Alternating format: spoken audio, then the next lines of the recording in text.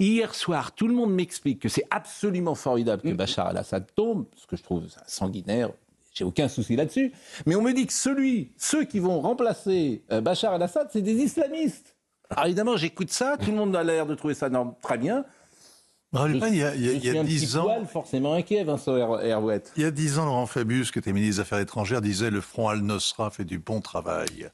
Le Front Al-Nosra, à l'époque, c'était l'émanation d'Al-Qaïda, c'était la franchise locale d'Al-Qaïda. Donc, vous aviez le Mais il faut se réjouir ou pas? Il faut toujours se réjouir quand des prisonniers sortent des oubliettes. Et donc, il y a à la fois une espèce de jubilation, et puis il y a en même temps une grande angoisse. Il y a à la fois la panique de ceux qui perdent le pouvoir, de ceux qui se sentent menacés parce que dans la dictature, ils avaient réussi à sauvegarder à peu près leurs intérêts, les petites communautés, les petites minorités qui voient arriver le rouleau compresseur de la révolution. Et puis vous avez toutes les forces qui s'opposent, qui sont dans la révolution et qui risquent demain de se sauter à la gorge. Donc il y a à la fois une grande incertitude, on ne sait pas ce qui se passe. La vérité, elle est là. Voir la vérité. Ça, on va dire les choses simplement. Voilà. On sait que le régime était totalement vérolé, corrompu, pourri, et qu'il allait tomber comme un fruit mûr à partir du moment où il était lâché par ses principaux soutiens. Pourquoi il est lâché?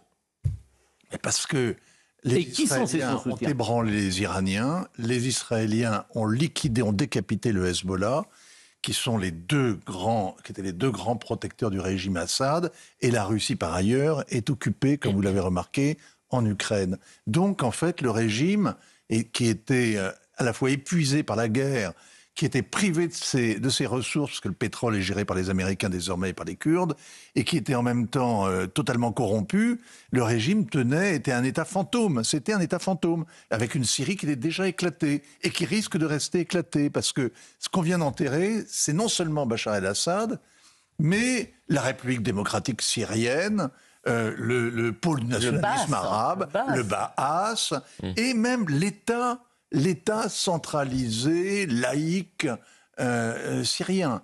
Et puis ce qu'on enterre aussi, c'est l'axe chiite, c'est-à-dire la protection de l'Iran. Le grand perdant de toute l'histoire, c'est d'abord l'Iran. L'Iran qui se retrouve aujourd'hui,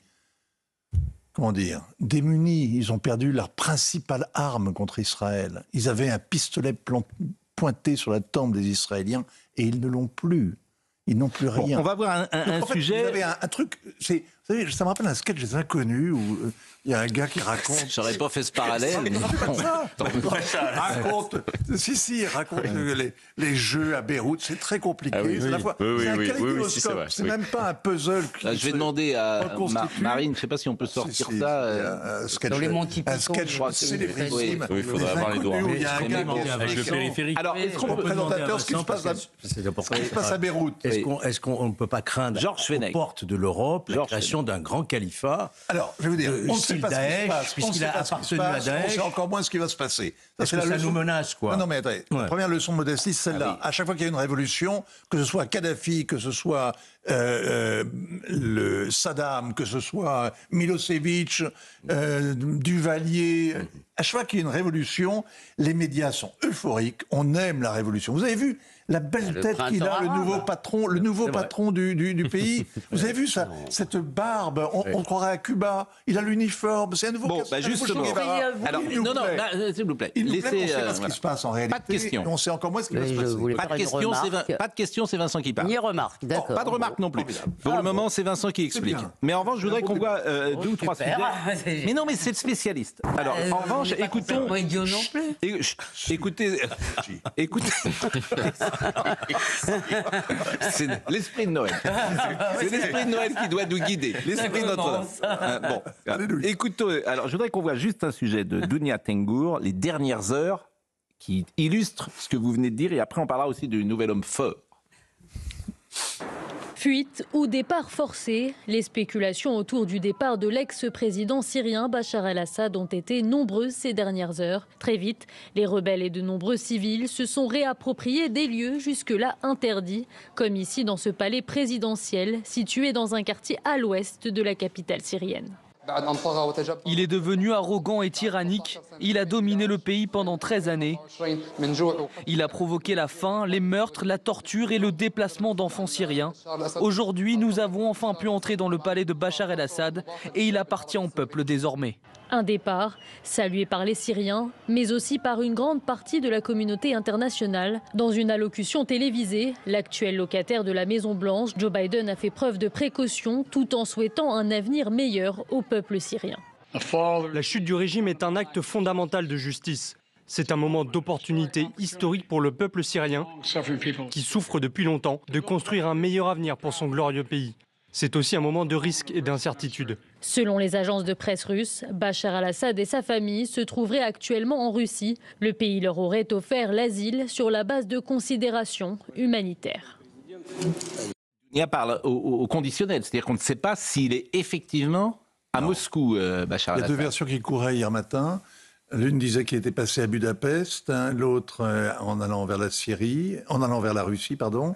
Et l'autre que son avion avait été détruit en vol. C'est la rumeur de Beyrouth. Ah bon, bon oui. Avec le plan de vol, l'avion disparaît un moment. Bon, alors vous dites effectivement... On n'en sait rien, mais a priori, d'après les médias russes, il est à Moscou. Bon, et j'ai entendu qu'il y a une sorte d'accord tripartite entre Israël, les USA et la Russie marchait main dans la main sur ce dossier. Non, oui, moi je n'ai pas entendu parler d'un accord pareil. J'ai vu qu'il y avait eu des accords tacite, oui, un intérêt commun. Oui, intérêt commun. Ouais. Ils sont lâchés. Ce qu'il y a, c'est qu'on mesure l'impuissance quand même Il y a la Turquie. La Turquie est le grand gagnant de l'affaire. La Turquie a instrumentalisé, a aidé, a armé, a renseigné les islamistes qui viennent de prendre le pouvoir.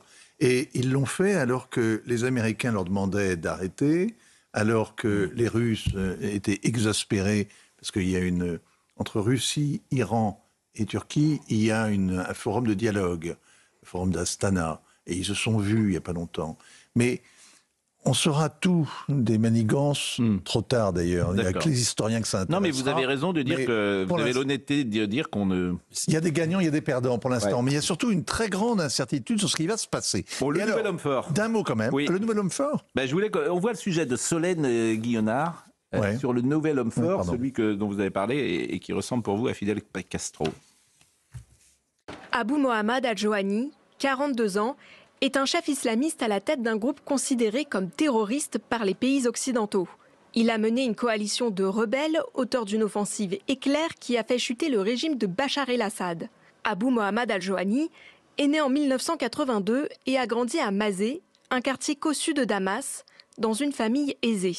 Selon un média britannique, les premiers signes de djihadisme apparaissent chez lui après les attentats du 11 septembre 2001. En 2003, lors de l'invasion américaine en Irak, il part combattre dans ce pays voisin de la Syrie, où il rejoint le groupe Al-Qaïda avant d'être emprisonné durant 5 ans. Lors du début de la révolte contre Bachar el-Assad, Abou Mohamed Al-Joani rejoint son pays et fonde alors son propre mouvement. Mohamed Al-Joani est effectivement le fondateur d'un mouvement islamiste radical qui s'appelait Al-Nusra et qui était donc après affilié à la fameuse structure Al-Qaïda. En 2016, il rompt ses liens avec Al-Qaïda, il abandonne les habits des groupes islamistes et tente de changer son image. Vous voyez, lorsque je lis par exemple Emmanuel Macron, l'état de barbarie est tombé enfin. On est d'accord. Je rends hommage au peuple syrien, à son courage, à sa patience. Pourquoi pas? Dans ce moment d'incertitude, je forme pour lui des vœux de paix, de liberté et d'unité. La France restera engagée pour la sécurité de tous au Moyen-Orient. Mais quand je vois le curriculum vitae de cet homme, qui semble remplacer Bachar el-Assad, je ne suis pas très rassuré. Et j'étais étonné hier qu'on ne souligne pas davantage Si, tout le monde est inquiet. Oui, tout le monde ne dit pas de la même manière. Il ne s'appelle plus donc Abou Mohamed Al-Joani, qui était son nom de guerre, à l'époque où il avait créé donc le HTS, la milice qui a régenté la région d'Idlib et qui vient d'emporter Alep, puis ensuite Damas. Il a repris son nom d'état civil. Il s'appelle donc désormais Ahmed Hussein Al-Shara. Ça, c'est la première chose. Donc, il a mué. Est-ce que les islamistes modérés existent? est-ce que les anthropophages modérés existent? Et s'ils existent, comme voudraient le croire les journalistes, combien de temps ils restent au régime, les anthropophages? Est-ce que, autrement dit, pour poser la question d'une manière simple, est-ce que M. Ahmed Hussein al-Shara, qui va avoir beaucoup de mal à contenir ses amis islamistes qui appartiennent à une myriade d'organisations, est-ce que ce monsieur voudra effectivement, comme il le prétend depuis quelques semaines, ou même quelques mois, établir un État où on respecte les minorités, où on est pacifique, etc., etc. Ce qu'il essaie d'être, parce que à Alep, par exemple, il n'y a pas de tir de joie. À Alep, il n'y a pas de tir de joie. On va écouter des réactions Damas, il n'y a que ça. On va écouter des réactions de Jordan Bardella notamment, et puis et également de... La raison est inquiète. Mais je vous lis ce qu'a écrit Trump. Les combattants de l'opposition en Syrie, dans un mouvement sans précédent, ont pris le contrôle de nombreuses villes dans une offensive hautement coordonnée, sont maintenant aux abords de Damas, se préparant manifestement à faire un très grand pas en avant pour renverser Assad. La Russie, parce qu'elle est tellement impliquée en Ukraine et avec la perte de 600 000 soldats là-bas, semble incapable d'arrêter cette marche littérale à travers la Syrie, un pays qu'elle protège depuis des années. C'est là que l'ancien président Obama a refusé d'honorer son engagement de protéger la ligne rouge dans le sable, et l'enfer a éclaté avec l'intervention de la Russie. Mais maintenant, ils sont, comme Assad lui-même peut-être, contraints de partir, et c'est peut-être la meilleure chose qui puisse leur arriver. La Russie n'a jamais tiré grand profit de la Syrie, à part faire passer Obama pour un idiot. En tout cas, la Syrie est un désastre, mais elle n'est pas notre amie et les États-Unis ne devraient rien y voir. Ce n'est pas notre combat. Laissons-le se dérouler. Ne vous impliquez pas. Eh ben, hier, l'aviation américaine a bombardé 75 positions de Daesh en Syrie. Oui, mais c'est l'administration Biden. Hier. L'administration Biden. Oui, non, mais Trump en fera autant. Ah bon? On va pas laisser les gens de écoutez Daesh Jordan Bardella et vous allez me dire ce que vous pensez de son intervention.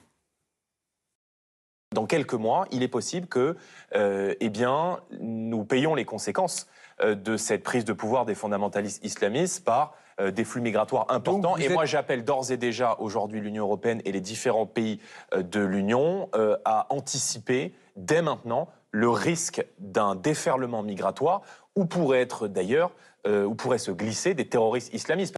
C'est un peu la question que posait Georges tout à l'heure. Oui, parce qu'on a déjà l'exemple de 2015. Hein. Bah voilà, c'est les conséquences pour la France et pour l'Europe. Mais s'il y a un déferlement migratoire, ça se passera dans l'autre sens. Oui. Bah oui. Il y a 3 millions de réfugiés syriens en Turquie, ils vont retourner chez eux. Et il y a beaucoup de Syriens en France qui vont peut-être... Il y a des Syriens, il y a énormément de Syriens au Liban qui ne pouvaient pas rentrer, qui vont essayer de regagner leur pénate. Et il y a des Syriens qui sont en Europe, qui effectivement vont avoir envie de retourner dans leur pays. Syriens qui sont en France, on a vu des manifestations hier. Bon, Elisabeth Lévy. Je voulais répondre à la fois à Jordan Bardella et peut-être à vous, Pascal, parce que vous avez posé, on avait la question centrale. En fait, qu'est-ce qui s'est passé en 2016? Rappelez-vous, c'est normal qu'on ait été enthousiasmés par les printemps arabes, parce que la chute d'un tyran, ben oui, on se dit que c'est bien la chute d'un tyran. Or, qu'a-t-on vu? C'est qu'en fait, on avait plus ou moins le choix ensuite entre différents genres d'islamistes. Donc, qu'on le veuille ou pas, on peut toujours dire c'est pas bien, on n'aime pas ce type-là. Pour le coup, nous, on n'a rien fait sur ce coup-là. C'est pas la Libye, c'est pas l'Irak où on a mis un pied dedans. Là, ils ont fait ça tout seuls. Donc, je veux dire, on a le choix visiblement entre cela et cela. Et deuxième chose, très vite, j'observe les retournements de veste chez un certain nombre de gens, comme l'a dit Bourdin ce matin. Vous avez vu, Pascal? Tous les gens qui disaient... Comme l'a dit qui? Bourdin disait cela ce matin. Mais j'écoute pas Jean-Jacques. Non, vous avez vu. Bourdin, c'est pas une consigne. Non. J'aime beaucoup Jean-Jacques, mais comme l'a dit. Mais non, la virgule n'était pas bien placée. Est-ce que vous avez entendu que les insoumis, etc., se félicitent aujourd'hui de la chute d'Assad? Oui. Ça vous rappelle rien ça? Mais c'est normal, c'est un triomphe pour toute la communauté islamique. Ah ben justement, tiens, on peut écouter Marine Tondelier, parce qu'elle a pris la parole. Marine Tondelier, on va voir si elle est sur cette ligne-là. Europe Écologie. Il n'était pas il y a 5 ans, quoi. Bah, écoutons ce que... Oui, vous avez parfaitement raison, parce que ce week-end, on a revu les interventions de M. Mélenchon, notamment, qui n'était pas sur cette ligne. Écoutez ce qu'a dit Mme Tondelier sur la Syrie. Avec une histoire comme ça, avec tous les crimes commis par Al-Qaïda et les mouvements djihadistes, vous ne pouvez pas ne pas vous poser des questions. D'où, même s'il faut aussi l'avouer qu'il y a beaucoup de personnes qui ont travaillé sur le sujet, qui sont allées à Idlib ces dernières années et qui depuis un certain temps, 2-3 ans, disent attention, il y a une sorte de transition chez HTS. Il faut suivre ça de manière plus attentionnée. Mais on ne peut pas ne pas se poser des questions. Pour l'instant, dans leurs discours, dans leurs actes, ce qui se passe est rassurant. Vous avez eu quand même très peu d'exactions. Donc c'est pour ça que je vous disais au début que l'espoir dominait. Mais vous ne pouvez pas ne pas vous poser de questions en tout cas. Vous aurez compris que ce n'était pas Marine Tonselier, c'était Jihad Yazigi, qui est rédacteur en chef de Syria Report, que vous connaissez sans doute, et qui donnait son avis. Alors, est-ce qu'on a, parce que Marine Lançon, je demande, est-ce qu'on a Marine Tonselier, est-ce qu'on peut l'écouter? Écoutons Monsieur Glucksmann en attendant. Ça fait 13 ans et demi que Bachar el-Assad massacre son peuple. Le seul crime des Syriens qui sont descendus dans la rue en 2011, c'était de vouloir vivre libre. Et depuis, ils ont été torturés, ils ont été gazés, ils ont été exilés, ils ont été massacrés. Et aujourd'hui, le sentiment qui domine, c'est d'abord celui qu'on éprouve face à la chute d'un bourreau. Ça ne veut pas dire qu'on sait de quoi l'avenir de la Syrie sera fait. Cela ne veut pas dire qu'il faut faire confiance aux groupes rebelles dont certains sont djihadistes. Mais ce que cela veut dire, c'est que la seule certitude que nous avons, c'est que Bachar el-Assad ne pourra pas continuer à massacrer les Syriens. C'est une position à laquelle on peut rallier. Elle est remarquable, ce qu'il vient de dire, M. Glucksmann. Parce que c'est une horreur, Bachar el-Assad. Il faut dire les choses comme elles sont. C'est devenu un parfait narco-État. Oui. Vous savez, dans la prison de Sednaya, qui était la grande geôle, les oubliettes en fait du régime, on se demande même s'il n'y a pas encore des prisonniers qui sont enfermés au 3e sous-sol. C'est un régime qui était devenu vraiment une kleptocratie, et même un narco-État. La seule source de revenus, c'était le commerce du Captagon, dont ils inondaient toute la région, ce qui les rendait d'ailleurs assez impopulaires auprès de leurs amis arabes avec lesquels ils s'étaient normalement réconciliés.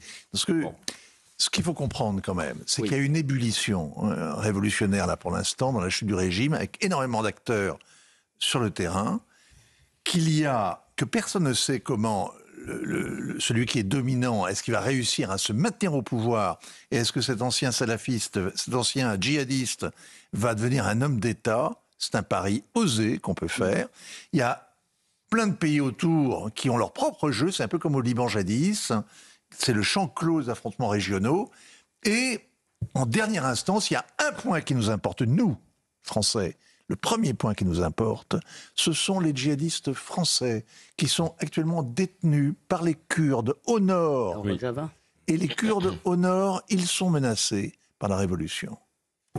Bon, écoutez, voilà ce qu'on pouvait dire sur ce sujet.